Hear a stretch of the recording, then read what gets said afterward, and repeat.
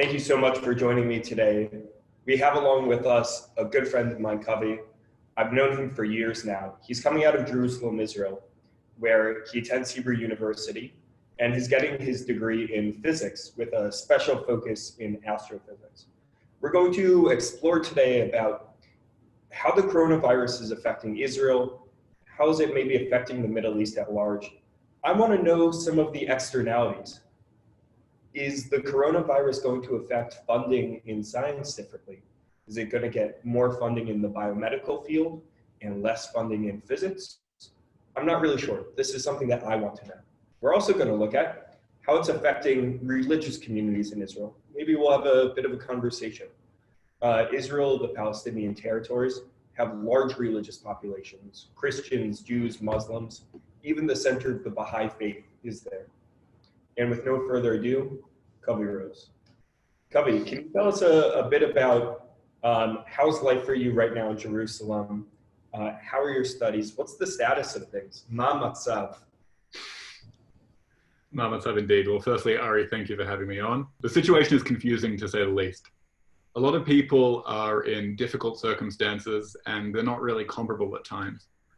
I'm very lucky, to be honest, to be in the situation that I'm in. I have the ability to still pay rent, to put food on the table, and to mostly do most of the work that I need to do from home.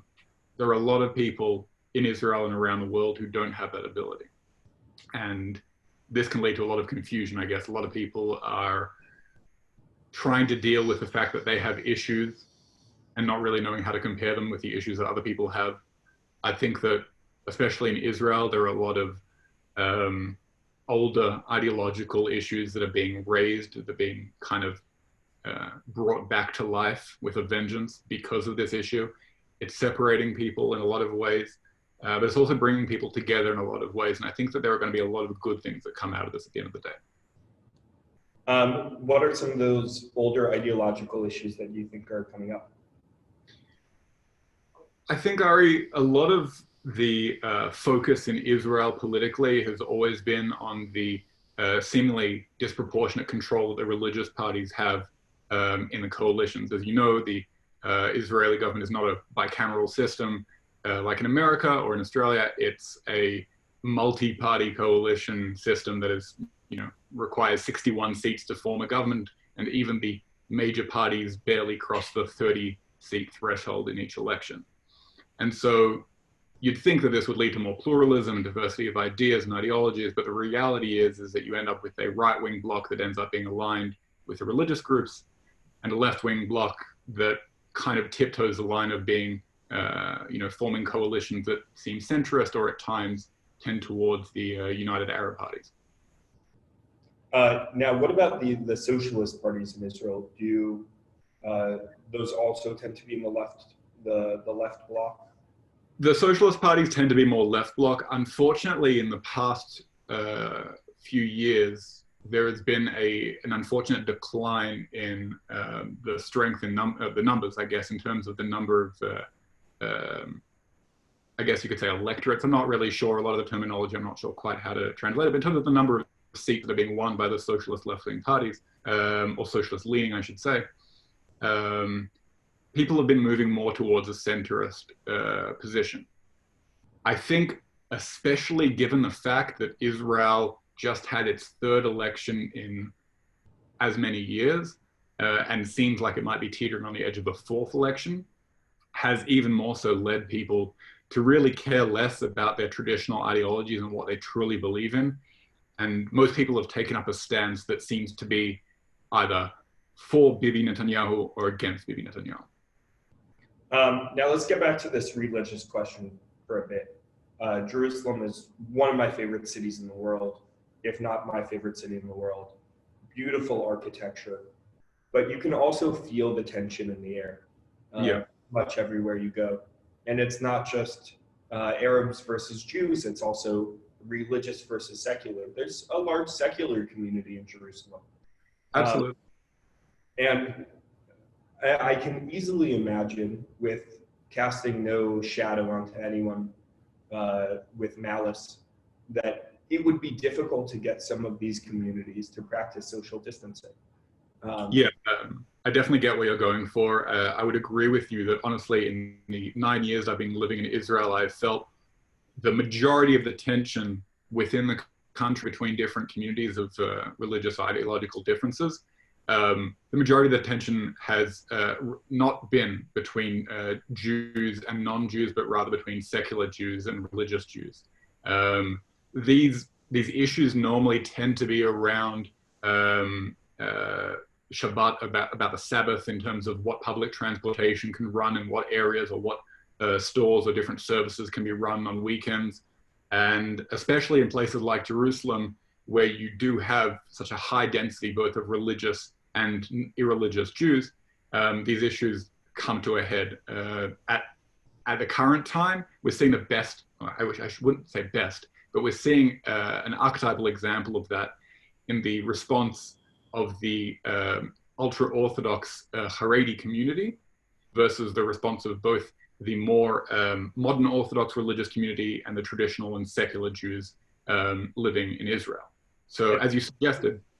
And the Haredi community being the community we typically see with the black hats and the long sideburns. Yeah, so traditionally you're thinking of people who, they wear suits all through the week, they wear large black hats, but even some of that relatively religious community, there are still quite a lot of sensible people in those communities. You don't have to be secular or less religious, so to speak, in order to be logical about social distancing or about science. There's always this great example, this joke, right, of a man who's waiting in his house and there's a flood coming. I'm not sure if you know it. And the story goes that the man is waiting to be saved by God. His neighbors come and they knock on the door and they say, "You have to get out, there's a flood coming." And he said, no, it's fine, God will save me, God will save me. And the waters start rising. And at a certain point, the waters start rising to the point where he can't actually open his front door. And then somebody else, I think, from the community comes by in a boat, and they shout up to him. He's moved to the second floor of his building, and they shout up to him and they say, "Get in the boat, come on, we'll save you." And he said, no, I'm waiting for God to save me. And then eventually he has to head up onto the roof of his building just to escape the rising flood waters. And then a helicopter comes by with emergency services, and they say to him, come jump onto the ladder, climb up to the helicopter, like, "We'll save you." And he says, no, God will save me. Now what happens at the end of the day? The flood waters rise, the guy isn't a great swimmer, and he drowns. And he goes up to heaven, ostensibly. He meets God and he says, "God, I'm such a great religious Jew, and I'm such a righteous person. I don't understand it. Why didn't you save me? Why didn't you do anything to help?" And God says to him, "What are you talking about? I sent your neighbor, I sent a boat, I sent a helicopter." Now, I'm not sure what percentage of your listeners or your viewers have heard that joke before, but I think at times like this, it's a really important message. Okay, it's an understanding that just because somebody's religious doesn't mean that they have a right or even any sort of logical reason to reject science. You have to understand how to use the tools that you have. And so what we're seeing in Israel is we're seeing a small but very loud minority of ultra-Orthodox Jews who are so intently focused on the idea that God will save them that they're not actually looking for any sort of method or way that they could view to save themselves. And that's a really frustrating thing. One of the things that the coronavirus for me that I've been affected is I've thought this is a good time for me to do Sabbath, just Friday night dinner. I still watch TV. In fact, when I lit the candles, it was a scented candle from like Yankee Candle, right? It wasn't traditional Shabbat candles. I'm not even sure if our wine was kosher. But when it came to washing of the hands, the ritualistic washing of the hands, rather than going to the bathroom or going to the kitchen to wash the hands or bringing in a bowl with water, we had Purell. And to fulfill that obligation, I felt completely honest. I felt like I continued with the obligation of Shabbat, of the Sabbath, as dictated. I mean, I'd be curious to hear what the rabbinate would say, what the religious authorities in Israel would say.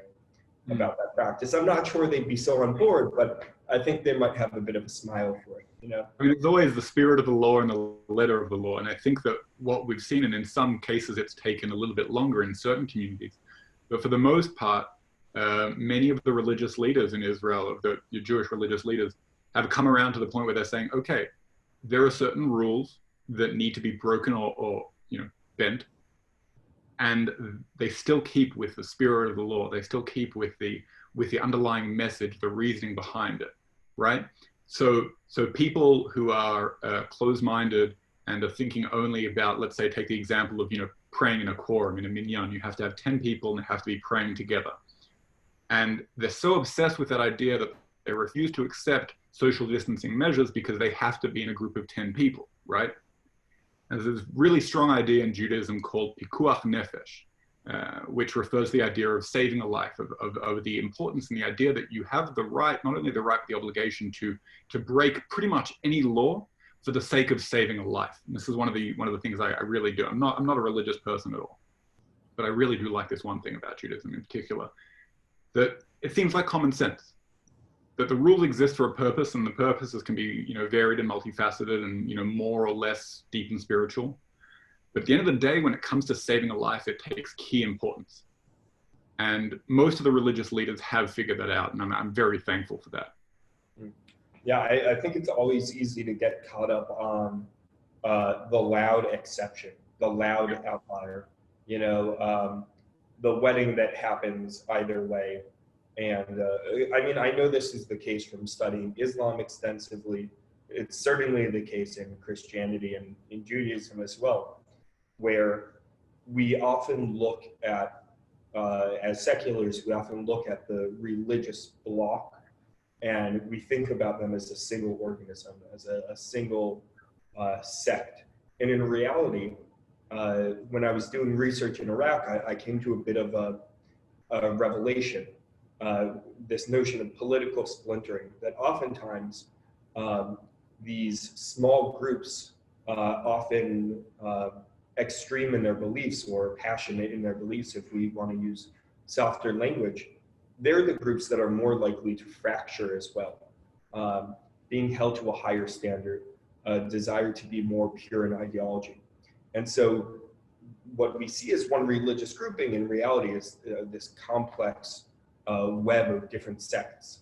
And so oftentimes when there is this absurd outlier, this wedding of the ultra-Orthodox that happens, it's within a very small sect. It could be a couple hundred people, which sounds like a lot, but in the scheme of 13, 14 million, it's negligible.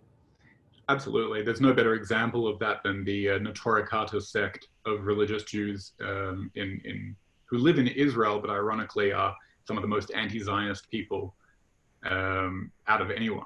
I believe, and I might be getting this slightly wrong, but I believe that part of their anti-Zionism stems from the fact that they believe that it was, and this goes back to that parable/joke that I just told before, they believe that it was not right for Jews to bring themselves to the Holy Land. They should have waited for God to do it.